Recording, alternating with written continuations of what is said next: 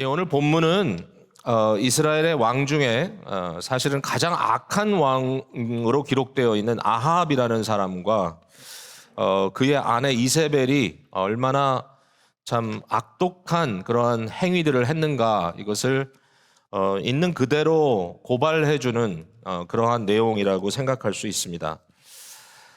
근데 또 반대로 생각을 하면 여기에 등장하는 나봇이라는 사람, 아주 평범한 이스라엘의 한 농부이고 조상으로부터 물려받은 분깃으로 받은 아름다운 포도원을 아주 비옥하게 가꾸었고 그것을 자기의 사명으로 알았던 이 사람, 이 사람이 아주 무고하게 피를 흘린, 자기의 생명을 잃은 이 사건에 대해서 오늘 이 시대에 이르기까지, 정말 수천 년에 이르기까지 낱낱이 그 사실이 사실대로 드러나도록 기록해 준 일종의 나봇의 신원의 메시지이기도 합니다. 우리가 이 나봇 사건을 쭉 읽어보면 끊임없이 포도원을 어느 순간에도 아합의 포도원이라고 일컫지 않습니다. 매번마다 이것은 나봇의 포도원이고, 심지어는 이제 나중에 이 문제가 다시 재론되는 상황에 가서도 이 나봇의 포도원이지 절대로 아합이나 이세벨의 포도원이 아니라는 것이 끊임없이 증거되는 것을 보면 이것을 통하여 하나님은 하나님의 공의를 오늘도 선포하고 계시다라는 것을 저희들이 볼 수가 있어요. 성경 말씀이 진리로 기록되어 있고 역사의 이 중요한 사건들을 이처럼 진실되게 기록되어서 사실은 권력의 입장에서 각색한 것이 아니라 있는 그대로, 권력이 부패하면 부패한 대로, 권력이 잘하면 잘하는 대로, 또 아무리 연약한 자라 할지라도, 누구도 그를 대변해 줄 자가 그 시대에 없었다 할지라도 그들이 옳았다라고 하는 사실을 증명해 주는 그 일을 하고 있다는 것, 하나님의 말씀은 이처럼 우리에게 등불이다는 사실을 오늘도 잊지 말고 감사함으로 이 말씀을 받아야 할 것 같아요.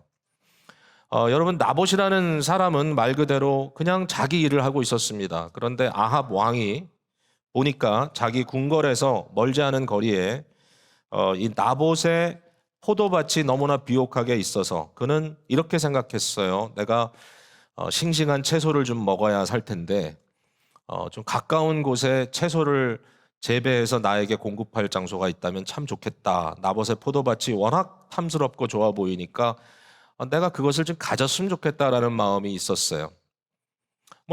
이 아합의 생각은 한편으로는 자기 입장에서 굉장히 합리적이었을 겁니다. 왜냐하면 나봇에게 가서 하는 말이 만약에 네가 원하면 이것보다 훨씬 더 좋은, 더 넓은 일 수도 있겠죠. 아주 좋은 포도밭 딴 데 있는 곳을 너하고 바꿔주겠다. 이렇게 이야기를 했다든가, 또는 그에게 만약에 그게 아니라 네가 네 포도밭을 돈으로 팔고 싶으면 내가 충분히 값을 치러주겠다. 이렇게 이제 이야기를 했던 거죠. 여러분 생각엔 어떠세요? 이런 제안을 왕이 와서 내게 했다면 굉장히 상식적이고 합리적인 방법이 아닌가라고 말할 수 있을 거예요. 근데 이 상황 속에서 나봇은 갑자기 하나님의 법을 들이댑니다. 이게 절대로 나쁜 의미가 아니라 옳다는 말을 제가 지금 하고 있는 겁니다. 그러니까 아합은 하나님을 경외하지 않고 하나님을 의식하지 않고 하나님의 법에 대해서 고민하지 않는 사람이란 말이죠. 그러니까 이런 왕 앞에 나봇은 여전히 하나님을 두려워하고 하나님을 인식하고 하나님의 법을 경외하는 자로서 이야기를 합니다. 하나님이 말씀하시기를 땅은 내 것이다. 어떤 땅도 내가 각 지파, 또 그 지파 안에 있는 각 집 안에 분깃으로 나눠준 것을 영구히 팔지 말 것이다. 이것은 너희가 킵해라. 이것은 너희에게 준 나의 분깃이다. 그러면서 그 모든 주권을 하나님이 갖고 계시기 때문에 팔 수 없다라는 것이죠. 만약의 경우에 개인의 피할 수 없는 사정으로 인해서 더 이상 그 땅을 가꿀 수도 없고 농사도 질 수도 없고 아무것도 할 수 없을 때는 그 땅을 임시로 매각할 수 있지만, 그러나 희년이 될 때는 반드시 돌아오는 걸로 돼 있기 때문에 땅은 팔 수가 없습니다라는 말이 굉장히 당연한 말인 거죠. 그러니까 이것이 이스라엘 사람들의 마음속에는 이미 너무나 잘 알려져 있는 그런 내용이라는 것입니다. 그러니까 나봇이 여기에 내 포도밭을 당신에게 팔 수 없다는 말은 어떤 개인적인 그러한 심술이라든지 어떻게 해서든지 아합 왕을 좀 곤란하게 하고 싶다고 하는 그런 생각은 전혀 아니고 말 그대로 신앙의 고백이고 이것은 자기가 받은 바 하나님으로부터 받은 사명을 끝까지 보수하겠다고 하는 지키겠다고 하는 그런 참 경건한 마음 속에서 나온 말이다라고 할 수밖에 없는 거예요. 오늘 본문 속에 이제 등장하는 굉장히 중요한 단어가 있습니다. 그 단어는 판다라고 하는 단어입니다. 판다는 단어. 그러니까 나봇의 경우는 팔지 않았고요. 나중에 보면 알지만 아합의 경우에는 팔았습니다. 자, 이게 무슨 말인지 이제 곧 우리가 이해를 하게 될 텐데 이 판다라는 단어, 이 마칼이라고 하는 단어가 히브리어 이제 단어겠죠. 물론 구약에 나와 있는 단어인데 이 단어가 그렇게 생소한 단어는 아닙니다. 절대로 뭐 이상한 단어는 아니고 자주 사용되는 단어입니다. 80번 이상 사용이 되는데 근데 이 단어가 어떻게 사용되느냐에 따라서 그 의미가 굉장히 풍성하게 담겨져 있는 것을 보게 돼요. 자, 이 단어 판다라고 하는 단어가 어디에 이제 등장을 하냐면은 여러분 구약에 잘 아는 사건이죠. 에서라고 하는 사람이 자기의 장자권을 이것은 하나님께서 그에게 주신 하나님의 주권적 일임에도 불구하고 자기의 장자권을 팥죽 한 그릇에 팔아버립니다.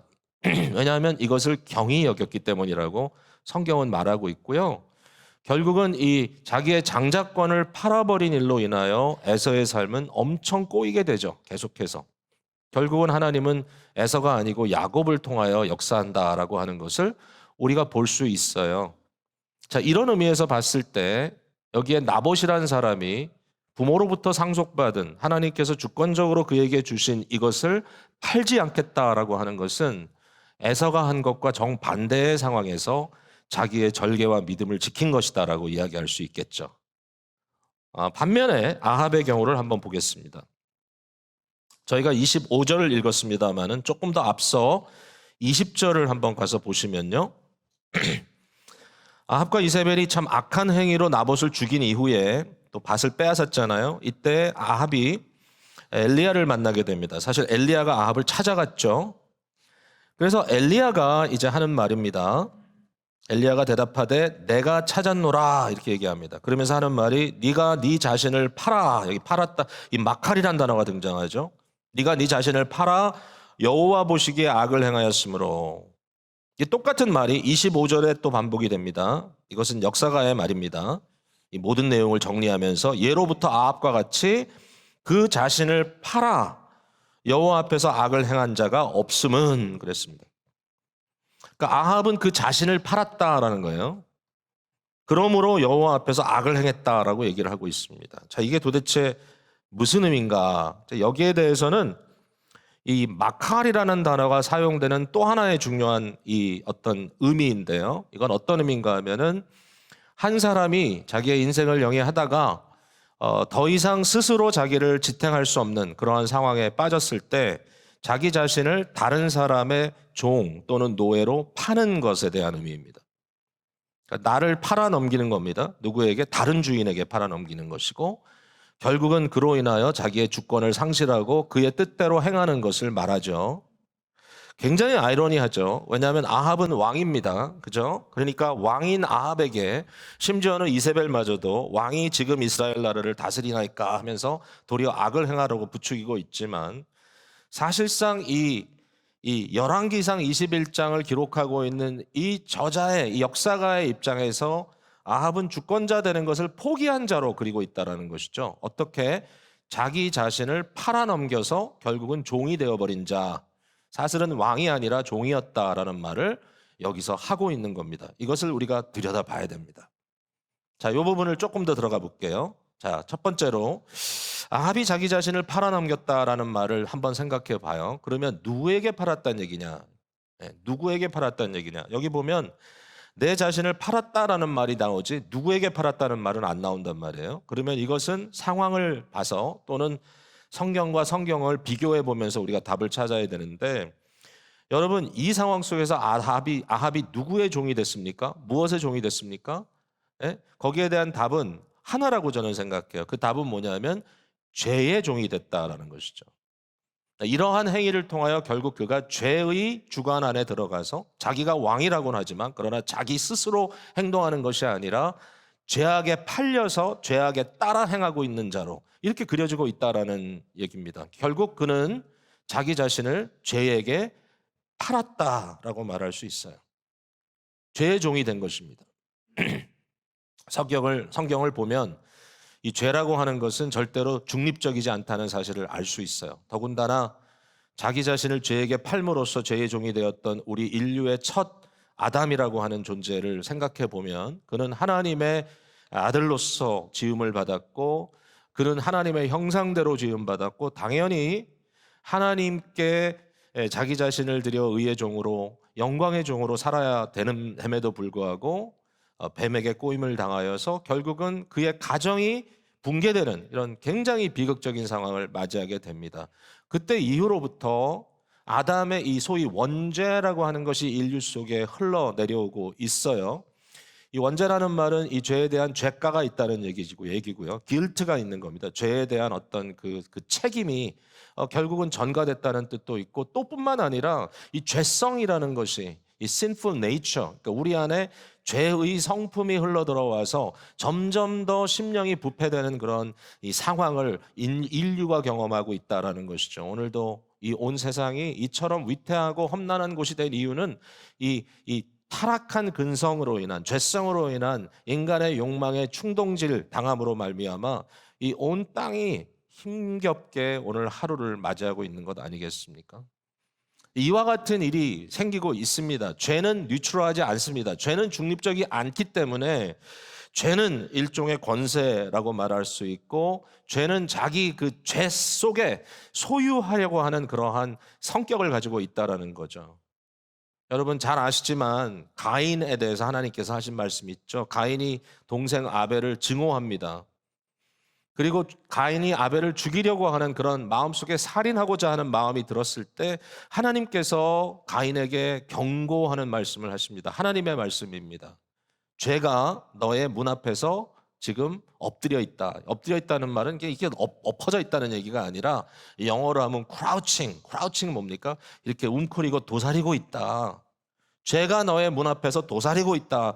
죄가 우리 문 앞에, 우리 마음 앞에서 도사리고 있다. 그러면서 하나님께서 하신 말씀이 죄가 너를 원한다 그랬습니다. The sin wants you. 죄가 너를 원한다. 그러나 너는 그것을 반드시 다스려야 한다라고 하나님께서 가인에게 말씀해 주셨어요. 바울 사도는 우리 안에 있는 죄의 힘에 대해서 알고 있었기 때문에 죄를 하나의 원리이다 또는 죄를 하나의 법이다라고 이렇게 설명을 하고 있어요. 그래서 죄는 끊임없이 우리를 죄의 종이 되게 하려고 하고 있고 그 종 되는 것에 대해서 사실상 은혜가 없이는 하나님의 구원의 역사가 없이는 우리가 할 말이 없는 것은 창조 언약의 머리가 되었던 대표자가 되었던 아담을 통하여 결국 인류가 죄에 팔렸기 때문에 그 죄가 우리를 추궁하면서 I want you, 내가 너를 원해, 너는 내 것이야 라고 클레임하려고 할 때 그것을 피해갈 수 있는 자는 아무도 없었다라고 하는 이러한 안타까운 현실을 말하고 있죠. 굉장히 역사적인 사건이기도 하면서 실존적인 사건입니다. 실존적인, 매일매일 우리가 경험하고 있는 것. 여러분, 우리가 죄를 범한다는 것을 너무 당연하게 생각하지만 그러나 우리가 실수로 무지해서 모르는 중에 부지 중에 죄를 범한다고 하는 것은 연약함으로 우리가 한계를 지닌 인간음으로 어쩔 수 없다라고 말할 수 있을지 모르겠지만 사실상 성경이 그토록 경계하고 있는 이 고범죄, 내가 알면서도 지고 있는 죄, 알면서도 내가 하나님의 뜻을 행하지도 않고 하나님이 하지 말라는 것을 거꾸로 행하고 있는 이러한 알면서도 그렇게 살고 있는 그 모습, 이건 무지무지 무섭고 두려운 일이거든요. 그럼에도 불구하고 아마도 이 자리에 계신 분들 누구도 정말 내 마음에 그것을 벗어나지 못했다라고 고민하시는 분들이 다 할 거라고 생각해요. 너무 좀 죄송하고 너무 부끄러운 일이지만 저의 삶을 돌이켜봐도 그러한 죄에 내가 알면서도 그 순간에 타협하고 들어갔던 순간순간들이 머릿속에 들어옵니다. 슬로우 모션으로 비디오를 돌려보듯이 과연 그때 내가 무엇을 했느냐라고 하는 질문을 해보면 정말 그 죄 속으로 내가 스스로 머리를 숙이고 들어가는 너무나 비굴하고 너무나 비참한 노예가 되는 그러한 모습으로 끌려가는 정말 안타까운 상황이라고 하는 것을 생각할 수 있는 거예요. 여러분 오늘 그것에 대해서 성경 말씀을 우리를 경고하고 있는 겁니다. 여기 한 가지 놓치지 말아야 될 게 있어요. 그럼에도 불구하고 죄가 어떤 권세처럼 우리에게 다가오지만 여기에 엘리야는 아합에게 네가 내 자신을 팔았다라는 말을 강조해서 하잖아요. 네가 네 자신을 you yourself죠. 다시 말해서 그럼에도 불구하고 범죄의 문제에 왔을 때 이 죄의 책임을 절대로 남에게 띄어 보낼 수가 없다라는 것입니다. 남에게 전가할 수 없다. 이 죄의 책임을 내가 질 수밖에 없다. 왜냐하면 내가 지은 죄이기 때문에 그거예요. 남이 나를 대신 판 게 아니에요. 인신매매 당한 게 아니에요. 죄에게 우리가 팔려갈 때는 그 팔려가게 된 그 과정 속에 나의 결정과 나의 행위가 들어가 있다라고 성경은 분명히 얘기하는 거예요. 로마서 1장에 아담 이후에 죄에 종된 사람들의 모습을 보면서 저들이 하나님을 모르느냐? 안다. 저들이 하나님이 어떤 존재인지를 아느냐? 안다. 분명히 모든 인간은 하나님은 창조주이시고 그가 어떠한 영광의 하나님인 것을 알면서도 그를 알만한 지식이 그 가운데 있음에도 불구하고 그를 하나님으로 알아 예배하지 않고 그에게 마땅히 영광을 돌리지 않고 도리어 그의 영광을 버러지의 영광, 정말 썩어질 금수의 아주 말도 되지 않는 것들의 영광과 바꿔치기 하면서 저들 앞에 머리를 디밀고 숭배한다라고 하는 것입니다. 거기에 대해서 하나님은 절대로 그 일을 조성하지 않으십니다. 절대로 어떤 힘을 통하여 인간을 죄 속으로 빠뜨리지 않으십니다. 하나님은 그저 죄인들의 이러한 모습을 내버려 두셨다라고 기록되어 있습니다. 이건 정말 무서운 하나님의 심판입니다. 내버려 두었다. 저들이 하고 싶은 대로 하는 겁니다. C.S. 루이스는 이걸 어떻게 표현했냐면 지옥의 문은 안에서부터 잠겨 있다. 밖에서 누가 억지로 집어넣어 놓고 잠가버린 것이 아니라 지옥에 있는 자들은 거기에서 나오지 않으려고 안에서 꼭 잠궈 놓고 어떠한 상황에서도 하나님의 영광을 바라보지 않고자 하는 것. 타락한 인간이 지옥에 떨어졌을 때 그 인격이 마비되고 더 이상 인간으로서 역할을 전혀 하지 못하는 하나님의 형상을 완전히 상실한 인간의 잔해가 되어버린 인간이었던 흔적밖에는 남지 않는 존재가 되었을 때 그 존재는 끊임없이 주장하는 단 한 가지 미 오직 나를 위하여 내 것만을 추종하는 죄인이 되었다는 것이죠. 문을 안에서 잠궜다. 이와 같은 이 종됨, 종살이에서부터 과연 우리는 어떻게 해야 될까? 이 질문을 오늘 계속 해봐야 합니다. 한 가지 더 이 죄 자체에 대해서 한번 생각을 해볼 것은 이거예요. 아합이 죄에게 자신을 팔았다면 도대체 그 죄에게 자신을 팔므로써 얻은 이익은 뭔가? 그의 대가는 뭔가? 도대체 뭘 받고 이것을 팔았을까? 여기에 대해서 그냥 이렇게 생각할 수 있을 것 같아요. 한 두 가지 생각이 드는데요. 이건 아주 일반적인 티피컬한 거라고 생각합니다. 첫 번째는 아주 물질적인 욕망입니다. 물질적인 욕망에 대한 충족? 그건 뭐죠? 포도밭을 얻고자 하는 욕망. 내가 이것 없이는 안 되겠는데? 내가 좀 신선한 채소를 먹어야 되겠는데? 어떻게 보면 굉장히 사소한 것처럼 보이지만 여러분 하나님이 보실 때 인간은 참 이 중심을 잃어버리면 사악하란 말이에요. 인간이 얼마나 사악한가 하면 하나님께서 하늘로부터 만나를 내려보내도 정말 기적의 음식을 먹고 지금 기적의 삶을 살고 있는데도 불구하고 무슨 얘기합니까? 애굽에 있을 때 먹었던 마늘과 파와 신선한 야채가 생각난다 이럽니다. 그러면서 애굽으로 돌아가겠다. 어느 정도까지요? 심지어는 저들을 인도해낸 모세와 아론을 돌로 쳐서 죽이고자 하는 이 살인하고자 하는 마음이 생길 정도로 물질적 욕망이 크다라는 거예요. 여러분 이거 절대로 무시하지 마세요. 이 자리에 계신 분들이 다 나름대로 고상하고 믿음을 추구하고 신앙 안에 있는 분이지만 많은 경우에 우리가 아무 생각 없이 타협하고 쓰러지게 하는 그 속에 아주 단순한 논리가 들어가 있을지 모릅니다. 돈 몇백 불일 수도 있습니다. 사실은. 그건 아무것도 아닌데 정말 그런가요? 어떨 때는 우리 속에 물질에 대한 것, 편의에 대한 것, 내가 누리고자 하는 것 이것 때문에 막 속이 끓는 경우들이 있어요. 뭔지 모르겠어요. 여러분 한번 생각해 보세요. 내가 얻고자 하는 내 속에 있는 물질적 충족이 뭔가? 뭔가 내가 무엇 때문에 약해지는가? 내가 무엇을 얻고자 하는가? 지금 내 마음속에 시기 질투가 나게 하는 그게 뭔가? 너무 고상하다고만 생각하지 마시고요. 한번 들여다봅시다.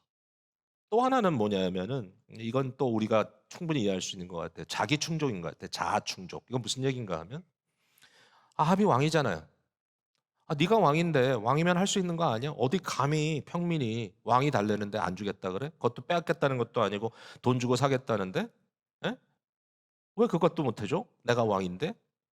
그 얘기입니다. 이세벨의 말은 그거예요. 왕이 지금 이스라엘 나라를 다스리나이까? 당신이 왕입니까? 그러니까 조서를 내립니다.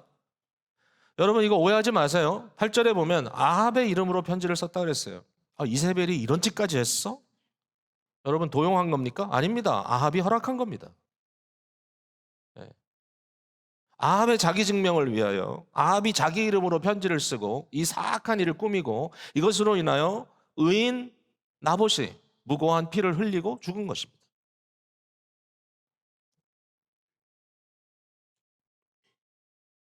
자기 충족이죠. 네. 여러분 이러한 범죄가 성행할 때 우리가 정말 깊이 고민해야 되는 문제가 뭐냐면요. 하나님의 법이 이 옳고 그름에 대한 판단이 전혀 작동하지 않는 그런 상태가 돼버리면 사회가 붕괴된다는 거예요. 이 아합 같은 왕이 나라를 망칩니다. 예. 자기의 물질적 욕망과 자기의 권력적 충동 때문에 결국은 나라를 망치고 세계를 혼란하게 합니다. 하나님의 법이 없으면요. 무법천지가 되면요. 비극입니다. 생각해 보세요. 오늘 본문 속에 나봇을 지켜줄 수 있는 자가 누가 있습니까? 권력 앞에 머리 숙이는 여기 보니까 그 성읍의 장로와 귀족들. 이세벨의 말 앞에 벌벌 떨면서 양심의 가책을 받으면서도 나봇을 죽음으로 몰아가고 그것을 잘했다고 보고했던 자들의 마음. 여러분 누가 나봇을 지켜줍니까? 이 본문 안에서. 나봇을 지켜줄 수 있는 것은 딱 하나밖에 없어요. 하나님의 법밖에 없어요.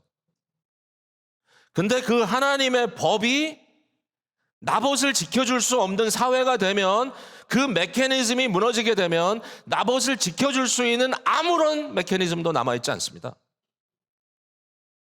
여러분 우린 그래서 기도해야 돼요. 우리가 살고 있는 사회, 우리가 살고 있는 공동체 안에 하나님의 법의 질서가 깨지지 않도록. 사실 세상에서 의인은 핍박을 받아요. 그런 의도입니다. 그런 내용.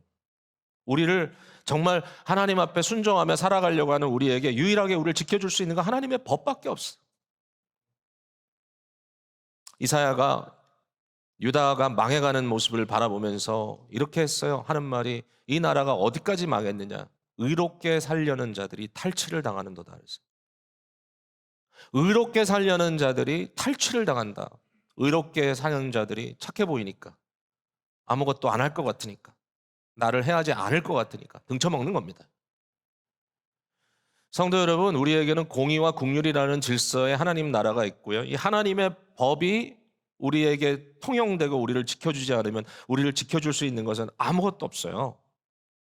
이게 우리의 사명이에요.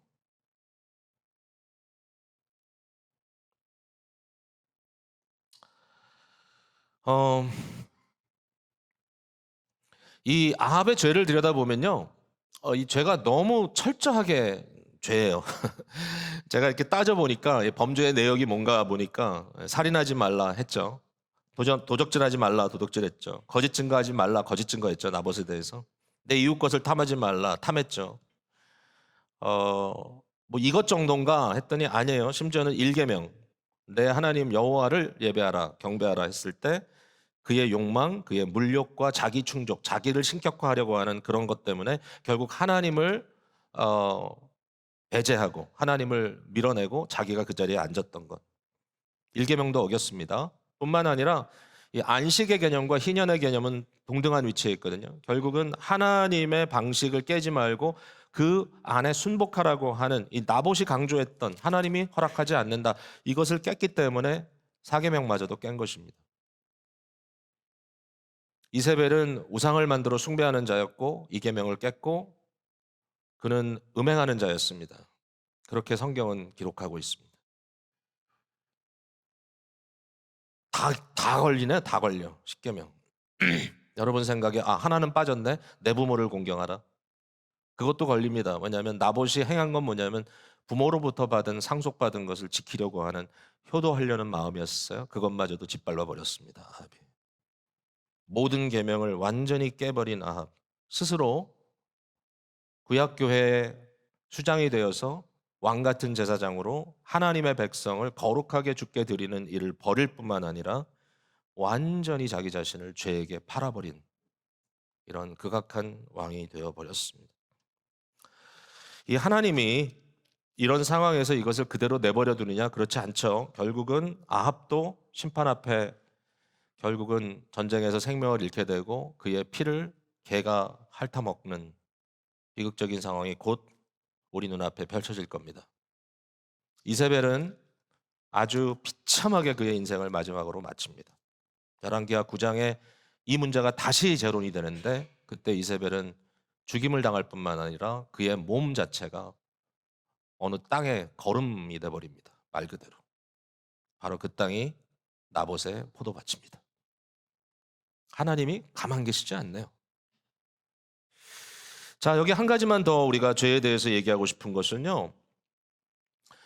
그 죄를 짓는 메커니즘 속에 굉장히 중요한 한 이슈가 있어요. 이게 뭐냐면 죄를 우리에게 죄를 충동질하는 어떤 촉매자 같은 역할을 하는 그런 것이 있어요. 여러분을 죄로 자꾸만 빠지도록 하는 그게 뭘까요? 여러분을 죄로 이끌어가는 게 뭘까요? 물론 본문에는 그 일을 이세벨이라고 말하고 있습니다. 25절에 이렇게 써 있어요. 그를 그의 아내 이세벨이 충동하였습니다. 이세벨은요, 일종의 대명사예요. 성경에 등장하는 에덴 동산에 등장한 뱀과 같은 존재예요. 마치 사탄이 인간의 모습을 하고 나타난 것 같은 그런 모습이고요. 요한계시록 2장 20절에 두아디라 교회에 보낸 편지 속에 이세벨의 이름을 거론하면서 자칭 선지자라 하는 여자 이세벨. 자칭 선지자. 선지자는 일종의 뭘 하는 사람이죠? 일종의 충동하는 사람입니다. 말로 사람들을 움직이는 사람입니다. 근데 이 사람은 자칭 선지자인데 무슨 선지자입니까? 죄의 선지자입니다. 죄의 선동가입니다. 죄의 충동자가 되었다는 것이고요. 뭘 했다고요? 거기 보면 하나님의 종들을 꿰어내어 행음하게 하고 우상의 제물을 먹게 했다라고 얘기를 합니다. 여러분, 우리 가운데 이러한 죄의 충동질 역할을 하는 게 뭘까요? 저는 오늘 이 시대에 굉장히 좀 위험한 부분이 미디어라는 생각이 들어요. 그 중에 하나 적용을 하자면 이 미디어가 너무 이제는 너무 파워풀하게 우리의 삶을 두르고 있는데요. 물론 이제 뭐 연령대에 따라서 미디어를 경험하는 좀 방식이 다를 수 있지만 이제 한 가지 우리가 점점 더 고민하게 되는 부분이 뭐냐면은 청소년이나 젊은이들에게 노출되고 있는 미디어는 사실 이제 더 이상 하나의 판타지가 아니라 리얼리티처럼 그들에게 역할을 하고 있다라는 겁니다. 뭐 어디다나 막 무한한 그 무기를 가지고 막 총질하는 그런 게임들을 하다 보면요. 과거에는 그게 이렇게 할 때 이건 게임일 뿐이야. 뭐 총 앞에 이렇게 나오고 도도도도도도도 이렇게 치는 정도로 끝나니까 이건 뭐 게임일 뿐이야. 근데 어느 순간에 온 몸이 미디어로 둘러지게 됩니다. 듣고 보고 뭐 난리 해놓고 막 이제 막 여러 사람들이 가상 공간 속에 함께 들어와서 막 전투를 벌이는데 그 상황이 너무너무 빌리버블해지기 때문에 여러분 사람은 기본적으로 빌리브와 메이크 빌리브를 구분할 수 있어야 되거든요. 빌리브는 뭐예요? 현실이기 때문에 믿는 거예요. 메이크 빌리브는 뭐예요? 믿는 척하는 거예요. 이 구분이 돼야 될 거 아니에요. 가상과 현실, 가상과 현실. 근데 이 구분이 점점 안 되고 있다 보니까 어떤 일이 벌어지죠? 밤새 드드드드득 하다가 총 들고 나가서 다 죽이는 겁니다. 주위 사람들. 총기까지 주어져 있으니요. 오늘 이 시대는 참 험난합니다. 미국이라는 나라가 이 문제 해결이 안 됩니다. 얼마 전에도 다른 곳도 아닌 뭐 사람들 많이도 살지 않는 곳에 메인인가 어딘가 16명인가 죽었잖아요. 들여다보면 뭐 아이에 대한 프로파일 나오는 거 뭐 그런 이야기들이 이렇게 등장을 한단 말이에요. 여러분 요새 영상 문화가 너무 발달이 돼 가지고요. 뭐 어떤 묘사를 하면 이게 너무 리얼하게 묘사를 해 버리니까요. 언급을 할 필요도 없겠지만 음란한 거 이런 거 진짜 이젠 도가 지나치는 이런 상황 속에서 모든 사람들이 다 노출돼 있어요. 너무 쉽게. 이 촉매제 역할을 하는, 이 충동질 역할을 하는 이 부분에 대해서 우리가 어떻게 할 건가? 여러분, 어디까지 우리가 수용해야 됩니까? 이세벨이 우리 삶에 어디까지 들어와 있습니까? 뿐만 아니라 사람을 조심해야 됩니다. 사람을. 이 사람을 어떻게 구분하느냐는, 어떻게 구분하느냐. 제가요, 교회 안에서도 죄를 구분해내고 죄인의 문제를 죄로 지적하는 그러한 일이 반드시 없진 않은데요. 그런 일이 있을 때마다 개인도 그렇고 사람들도 그렇고 이렇게 얘기합니다. 뭐라고 얘기하죠? 아니, 교회가 품어줘야지. 죄인이라 할지라도 용서해야지. 맞습니다. 그 틀린 말은 아닙니다. 그럼 어떻게 분별할 것인가? 여러분 개인의 삶에도 이걸 적용해야 됩니다. 제가 이렇게 곰곰이 고민을 해봤더니 이게 물론 쉽진 않아요. 그러나 구분할 수 있는 기준이 어디 있냐 보니까 두 단어가 생각났어요. 두 단어가 이게 약함이냐 아니면 악함이냐라는 구분을 해야 된다. 약한 자는 품어줘야 됩니다. 약한 자는 이끌어줘야 합니다. 약한 자는 가르쳐야 합니다. 약한 자는 섬겨줘야 합니다. 그런데 악한 것은, 그 악한 것은 성경에 보면 떠나라 했습니다. 자, 이 악함을 어떻게 규명하고 있죠? 성경이 규명하는 악함의 가장 대표적인 것은 거짓입니다. 거짓말. 요한복음 8장 44절에 마귀에 대해서 그는 처음부터 살인한 자요 진리가 그 속에 없으므로 진리에 서지 못하고 거짓말을 말할 때 제 것으로 말하나니 이는 그가 거짓말쟁이요 거짓의 아비가 되었습니다. 여러분 거짓말을 하는 일삼는 물론 우리가 어떨 때 좀 솔직하지 못한 경우들이 생길 수 있겠지만 그러나 정말 거짓으로 똘똘 뭉친 시도 때도 없이 자기 자신을 과시하기 위하여 자기의 포인트를 게러크로스하기 위해서 자기의 입장을 설명하기 위해 끊임없이 거짓말을 일삼는 경우가 있다면 일단 그것은 좀 어렵습니다, 여러분. 사람과 인연을 맺을 때 거짓말을 하는 사람들하고는 좀 어렵습니다. 이 하나님의 말씀 속에 특별히 목회서신인 디모데전서, 디모데후서에 교회 안에서 이 문제를 다룰 때 뭐라고 다루냐면 한마디로 얘기합니다. 위선자라고 얘기합니다. 위선자. 위선자가 뭔지 아세요? 하나님을 경외하는 마음도 없고 하나님을 두려워하지도 않고 예수님에 대한 감사함도 없고 죄에 대한 회개도 없고 양심의 가책도 없고 아무것도 없어요. 신앙의 구석이라는 건 하나도 없어요. 그런데 교회에 버젓이 들어와서 무슨 일을 하죠? 아주 열심히 있는 성도인 것처럼 행동할 수 있습니다. 네. 제가 무슨 눈을 부릅뜨고 찾는 거 아니에요, 절대로. 아니지만 그러나 성경 말씀이 이러한 상황을 실제적인 것으로 초대교회가 말하고 있어요. 디모데후서에는 이런 말이 있죠. 경건의 모양은 있으나 경건의 능력을 부인하는 자라 그랬어요. 교회 안에 어려움이 생기는 상당히 많은 근거 속에 이와 같은 위선이, 거짓이, 버젓이 악한 것으로 규명되지 않고 존재할 때 문제가 생기는 경우들이 있다. 제가 이런 설교를 한다는 게 어려운데요. 제가 할 수 있는 이유는 뭐냐면 비교적 우리 교회가 건강하기 때문이라고 저는 생각해요. 만약에 지금 어떤 타겟을 받을 만한 그러한 사건들이 벌어지고 있다면 아마 제 설교 지금 들으면서 목사가 나를 치네 이럴 수도 있어요. 그분이 여기 있다면. 그래서 전혀 아니잖아요. 제가 누구를 타겟해서 하는 얘기가 아니잖아요. 그러나 교회가 이런 상황에 대해서 고민해야 될 때가 올 수도 있다. 교회가 치리도 합니다. 여러분이 잘 다 모를 수도 있지만 이 약자와 악자, 약한 자와 악한 자를 구분하는 것. 이게 제가 영어로도 되더라고요. weakness와 wickedness를 구분해야 된다. 그 wickedness의 핵심은 거짓과 위선이다. 왜?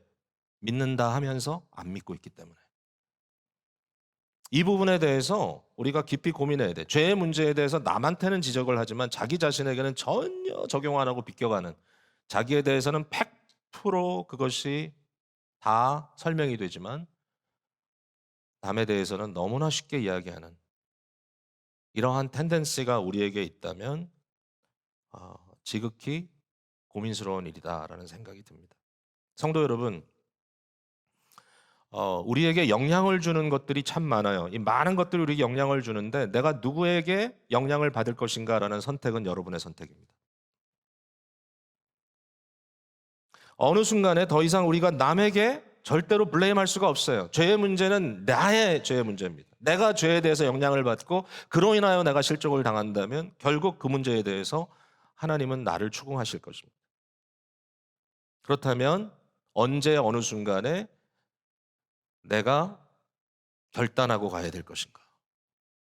이 부분에 대해서는 깊이 고민을 해야 합니다. 자, 이제 말씀을 맺는데 사실 이게 더 중요한 말씀이에요. 사실은 어떻게 맺을 거냐? 일대 반전이 있거든요, 이 스토리에. 하나님께서 엘리야를 통해서 아합에게 무시무시한 이 선고를 합니다. 너는 너의 집안은 완전히 멸절될 것이다. 하나님이 다 끊어버릴 것이다. 너의 후손이 없어질 거다. 이렇게 그냥 이렇게 말씀을 하시거든요. 그 말을 들었을 때 27절에 아합이 이 모든 말씀을 들을 때에 그의 옷을 찢고 굵은 배로 몸을 동이고 금식하고 굵은 배에 누우며 또 풀이 죽어 다녔다. 여기 뭐 회개라는 말은 나오지 않지만 그러나 이 말씀을 듣고 그가 심각하게 번민하게 되면서 겸비해졌다라는 말이 여기 등장을 합니다. 하나님이 사람의 속을 모르겠어요? 이게 위선인가요? 위선은 아니었나 봐요. 아합이 내 앞에서 겸비함을 네가 보느냐? 하나님께서 말씀하십니다. 그러면서 하시는 말씀이 그가 내 앞에서 겸비함으로 내가 재앙을 저의 시대에 내리지 아니하겠다. 자, 이거 조금만 생각하고 말씀 맺을게요. 첫 번째는 이걸 통해서 아합에게 어떤 구원이 임했다든지 결국 아합의 문제가 다 해결됐다는 생각은 아닙니다. 저는 그렇게 보진 않거든요. 그럼에도 불구하고 여기에 아합이 겸비해졌다는 말은 되게 중요하다고 생각돼요. 성경 말씀 속에 우리에게 매일 머릿속에 상기되어야 될 중요한 말씀이 뭐죠? 하나님이 교만한 자는 대적하시나 겸손한 자에게는 은혜를 주신다 그랬어요. 그러니까 이 말은 뭐냐면 오늘도 우리가 죄에 대한 이야기를 하고 있잖아요. 남의 얘기 아니고 내 얘기잖아요. 혹시라도 여러분 중에 내가 은혜에서부터 지금 뭔가 떨어져 있고 나의 삶이 지금 뭔가 뒷걸음을 치고 있고 내가 뭔가 하나님께 결단하고 나가지 않으면 안 되는 시기가 되었다는 그 자각이 여러분에게 든다면 겸비해져야 됩니다. 마음이 교만하여서 자꾸 더 뒷걸음치면 안 돼. 이게 되게 아이러니합니다. 여러분, 우리가 영적으로 약해지면 어떤 일이 벌어지죠? 자꾸 뒷걸음칩니다. 오늘 뒤에 앉으신 분들 제가 뭐라 그런 건 아닌데 예배 와서도 자꾸 뒤로 가서 앉게 됩니다. 앞에 있던 분이 자꾸 뒤로 가. 이렇게 보면 저분이 지금 괜찮나라는 생각이 들어요. 처음부터 뒤에 앉은 분들은 어쩔 수 없지만 뭐 더 좋다는데 어떡하겠어요. 뒤에 앉으면 설교가 들립니까 제대로? 앞에 사람들 머리가 왔다 갔다 해서. 어쨌든 그건 여러분이 판단할 건데 사실 이 순간에 하나님의 말씀 속에 내가 살아야 되겠다라는 그러한 정말 간절함이 생긴다면 여러분 어떤 방법을 통해서라도 은혜의 방편을 붙들고 살아야 되는 거예요. 그게 겸비해지는 거예요. 그럼 은혜 주세요. 하나님이 절대로 거절 안 하십니다. 어떠한 방법으로라도 은혜 앞으로 나와야 합니다. 자, 또 하나, 여기에 이제 아합에게 된 일이 해결점은 아닙니다만 굉장히 중요한 걸 시사하거든요. 뭐예요? 하나님이 너에게 내가 선언한 심판이 너의 대가 아니라 너의 자식의 대로 가겠다 이랬습니다. 자, 어떤 부모가 나는 살고 내 아들이 죽는다고 좋아하겠습니까? 그건 아닌 것 같은데 성경에 미스테리어스한 인물이 몇 명 나옵니다. 히스기야도 그 중에 하나인데 도대체 여기에 어떤 위로를 받겠냐? 많은. 그러나 굉장히 중요한 게 있어요. 이게 뭐냐면 이거를 우리가 그 보류된 심판이라고 얘기합니다. 보류된 심판. 그러니까 심판이 즉각 와야 되는데 그 심판이 늦춰졌어요. Delayed judgment입니다. 그러면 이게 아합에게만 있었느냐? 아니요. 우리 모두에게 주어져요. 이거는 사실은 모든 인류에게. 왜? 우리가 범죄할 때요. 막 양심이 찔리고 이거 옳지 않은데 눈치 보면서 하잖아요. 하나님이 즉각 심판을 했다면 그 순간에 난리가 나야 되는 거예요. 근데 많은 경우에 딜레이가 돼요. 이것을 일반은총이라 그래요. 일반은총. 하나님의 심판이 지금 즉각적으로 임하지 아니하고 죄인들에게도 회개할 시간을 주는 것을 일반은총이라 그럽니다. 그러나 어느 누가 나는 살았는데 내 아들이 망하게 되었으니 할렐루야다 그러겠습니까? 이건 해결이 아닙니다. 여러분 아시다시피 아들 세대에 가서 이제 아합도 죽고요. 물론 아합도 비참하게 죽고요. 다 아들 세대에 가서 철저하게 멸절됩니다. 그러나 아합에게 있어서 심판의 문제가 지금 이 무시무시한 심판이 자기에게 임하지 않고 딜레이 됐다고 하는 것은 굉장히 중요한 것을 시사합니다. 누군가 내 죄가를 대신 질 수 있구나. 여러분, 우리에게는요, 이런 아합의 어떤 정도가 아니라 하나님께서 자녀 삼기로 택하신 백성들에게 은혜를 주시는데, 하나님 자신이 인간이 되어 오셔서 우리의 죄가를 대신 지시고 십자가에서 망해 주셨습니다.